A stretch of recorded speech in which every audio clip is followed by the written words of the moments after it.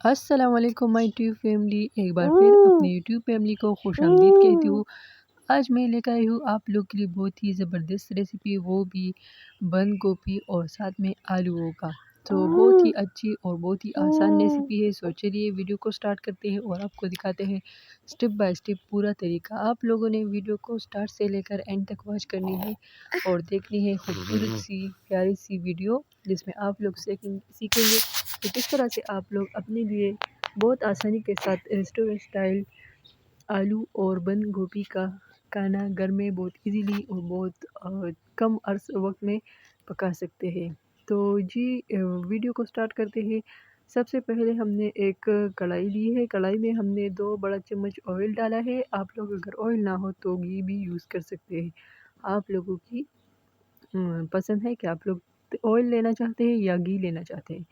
तो आप लोग देख सकते हैं कि इसमें हमने 2 बड़े चम्मच ऑयल लिया है। अब जब ये गर्म हो जाएंगे तब इसमें हमने प्याज ऐड करने हैं। ये आप लोग देख रहे हैं ये गर्म हो रहे हैं, आग बहुत अच्छे तरीके से लगा हुआ है। अब इसमें हम डाल रहे हैं प्याज। हमारा ऑयल जो है वो बुलबुले स्टार्ट किए हैं। हमें अंदाज़ा लगा है कि ये गर्म हो गए हैं। गर्म ऑयल का फ़ायदा ये होता है कि ये प्याज को जल्दी फ्राई कर लेता है। तो अब हमने इसमें प्याज डाल लिए, आप लोग देख सकते हैं। अब इसको हम आहिस्ता-आहिस्ता से चम्मच से हिलाते रहेंगे और इसको अच्छे तरीके से फ्राई करेंगे। आप लोग देख सकते हैं, जब भी प्याज को फ्राई करना हो तो उसके लिए ऑयल को पहले से खूब गरम करें तो प्याज बहुत जल्दी फ्राई हो जाएंगे। और अगर ऑयल पहले से गरम ना हो तो फिर भी प्याज अच्छे तरीके से पक जाती है, लेकिन उस तरह नहीं। अब प्याज के बाद इसमें हमने लहसुन पेस्ट डाला है। आप लोगों के पास अगर अदरक हो तो और भी अच्छा है, ना हो तो और भी अच्छा है, कोई मसला नहीं होता। हमने इसमें जस्ट लहसुन पेस्ट डाला है। ये आप लोग देख सकते हैं कि हमारे पास प्याज सुनहरे गुलाबी हो गए हैं, इसका रंग चेंज हो गया है, कलर चेंज हो गया है। अब इसको मज़ीद थोड़ा सा पकाना है और पकाने के बाद इसमें टोमेटोज़ ऐड करने हैं। तो ये आप लोग को नज़र आ रहा है कि कितने अच्छे तरीके से पक रहे हैं माशाल्लाह से। साइडों से ये जल रहे तो इस वजह से इसको चम्मच से हिलाते रहना है, ताकि ऐसा ना हो कि कुछ जले हो और कुछ बिल्कुल पके ही ना हो। अब इसमें हमने टोमेटोज़ ऐड किए और साथ में चिलीज़ है। 3 अदद सब्ज़ मिर्च है और 4 अदद बड़े टमाटर है। आप लोग देख सकते हैं। आप लोग अपने हिसाब से लें। ये इसमें हमने नमक ऐड किया है 1 चम्मच बड़ा वाला। आप लोग टोमेटोज़, प्याज, सब्ज़ मिर्चें जो भी चीज़ें हैं वो अपनी मर्ज़ी से लें, क्योंकि हर घर का अपना एक वो तरीका होता है और सालन की क्वांटिटी होती है। आप लोगों ने जितना सालन पकाना हो उस हिसाब से आप लोग चीज़ें भी लें। ये इसके ऊपर हमने ढक्कन रखा था ताकि टमाटर जल्दी से पक जाए। टमाटरों को जल्दी पकाने का यही तरीका है कि आप लोग इसमें नमक ऐड करें और इसके ऊपर ढक्कन रखें और थोड़ा सा पानी डालें, थोड़ा सा, और फिर इसके ऊपर ढक्कन रखें तो ये जल्दी पक जाते हैं। ये आप लोग देख सकते हैं। इसमें अभी ये सही तरीके से पके नहीं है, इसको थोड़ा रहने दें ताकि ये सही से पक जाए। आप लोग देख सकते हैं। जब ये कम्प्लीटली सही तरीके से पक जाएंगे तब हमने इसमें मसाला ऐड करना है।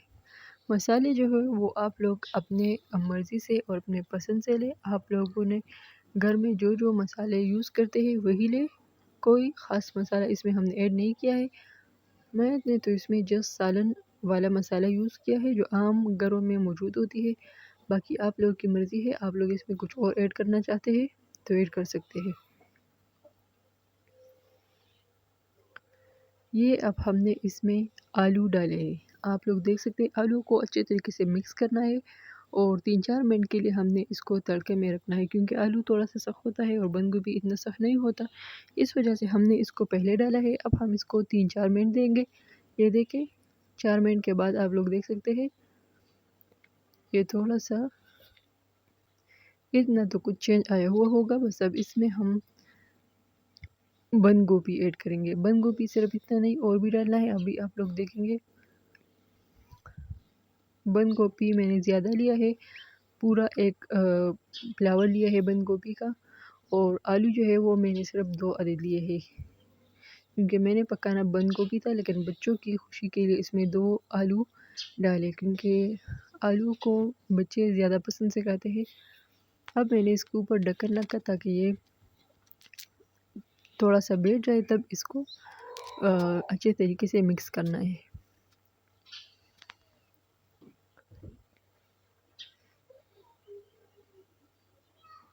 सब्जियां जो भी हो इसको तल के पर डालेंगे तो ये बहुत ज़्यादा होते हैं, लेकिन थोड़ी वक्त के बाद जब आप इसे ढक्कन रखेंगे तो ये फिर बैठ जाते हैं।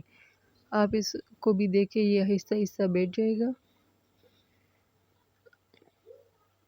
अभी इसमें इतना जगह नहीं है कि हम इसको अच्छी तरीके से मिक्स करें, लेकिन बाद में ये बहुत कम हो जाता है, बैठ जाता है। इसको अब हमने अच्छे तरीके से मिक्स करना है और इसके ऊपर ढक्कन रखना है ताकि ये अच्छे तरीके से पक जाए। ये आप लोग देख रहे हैं, इसके ऊपर मैंने दोबारा ढक्कन रखा है ताकि ये मज़ीद अच्छे से पक जाए। इसको बस तब तक इसको ढक्कन रख के इसके ऊपर और इसको वक्त पे एक से चम्मच से मिक्स करना है ताकि ये मुकम्मल तरीके से इसको सारे को तड़का मिले और ये अच्छे से पक जाए। ये आप लोग देखें, ये आहिस्ता आहिस्ता से पक रहा है। ये थोड़ा सा ज़्यादा टाइम लेता है। अभी आप लोग देखें, ये थोड़ा सा पकने वाला है। जब ये मुकम्मल तौर से पक जाएगा तो हमें खुद ही पता लग जाएगा। अगर आग ज़्यादा हो और ये सही से पक ना रहा हो, नीचे से जल रहा हो, तो आप लोग इसमें पानी भी ऐड कर सकते हैं। मैंने भी इसमें थोड़ा सा पानी ऐड किया क्योंकि आग का जो फ्लेम था वो बहुत ज़्यादा था, नीचे से सारा सालन जल रहा था और ऊपर से कच्चा था, तो इस वजह से मैंने इसमें पानी ऐड किया। आप लोग भी अपने सालन को देख के अगर ये नीचे से जल रहा हो तो इसमें पानी डाल सकते हैं, कोई इशू नहीं है।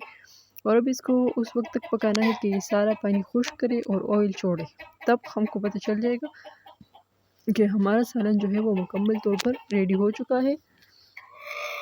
उम्मीद करती हूँ कि आप लोगों को हमारी ये अच्छी सी और सादा और बहुत ही आसान रेसिपी ज़रूर पसंद आई होगी। अगर आप लोगों को हमारी आज की वीडियो और हमारी रेसिपी पसंद आई हो तो वीडियो को लाइक ज़रूर दें और चैनल को सब्सक्राइब करें और साथ में लगे बेल आइकॉन को भी प्रेस करें ताकि हमारी हर नई आने वाली वीडियो सबसे पहले आप लोगों तक पहुंचे। आज की वीडियो देखने के लिए आप सबका तहे दिल से शुक्रिया।